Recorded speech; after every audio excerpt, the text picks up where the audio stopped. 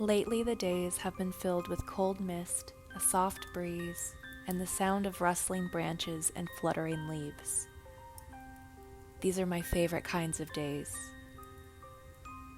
I've always heard that on foggy days it is much easier to see apparitions of spirits, which has always intrigued me and made days like these much more exciting.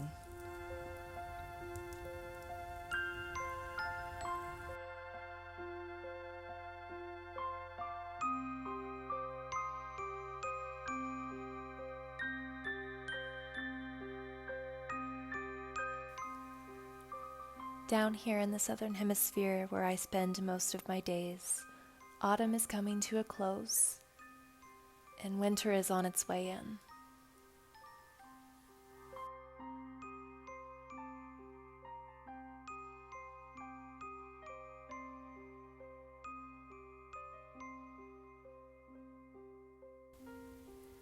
Today is the new moon, and I feel that the time is right to finally pick up where I left off with my magical practice after taking a step back for the last 6 months. A lot has happened in my life. In December, I lost my familiar, George. And then 3 months after that, I lost my father, both in unexpected ways. And during this time, I completely cut myself off from my spiritual practices and rituals, perhaps at a time when I needed them the most in my life. I even briefly decided to stop creating videos for this channel because the idea of doing so without George frolicking beside me in the forest felt impossible and unbearable. And not only did I stop filming, I stopped going out into the forest altogether. I avoided it. I avoided trees. I avoided anything that reminded me of my cat. And it is just now that I am able to go back out into the forest and not feel horrible.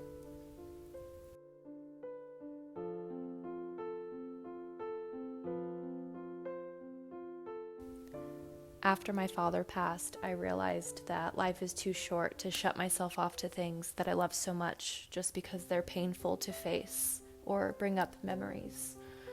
And I'm doing my best every day to move on and move forward. I was going to wait to come back to my channel after I felt completely healed, but now I know that through coming back to my spiritual practices and sharing videos, I can be more of service to people than by hiding until I feel presentable, because that's not real life. I'm not the only one out there dealing with heartache and loss and figuring out how to navigate life with grief. And if you are out there and you're going through a hard time and you're sad and you're grieving, I feel you, and I send you my love. I've realized that the only way on to the other side of grief is to just go straight through it. Since I created this channel, my intention was always to record the magical moments of my life and create stories around them. And I can't just fast forward past these really big life changes, even though I wish I could. But I'm choosing to be authentic and just pick up my story right here where I am, which is a place of confusion, loneliness, and sadness, but also a place of appreciation, love, and forgiveness. The most beautiful thing I've learned from grief is that it can coexist alongside joy and pure happiness. It isn't black and white, and it's not one or the other. And what a relief it's been to find that out. I really have missed making videos. I have thought about it nearly every single day over the last several months, and I'm so happy that I finally feel ready to come back. And I have a lot of exciting ideas that I hope I can execute. I tend to get too many ideas and then they kind of fly out of my head before I have a chance to do anything about them. But I'm really trying to be faster about,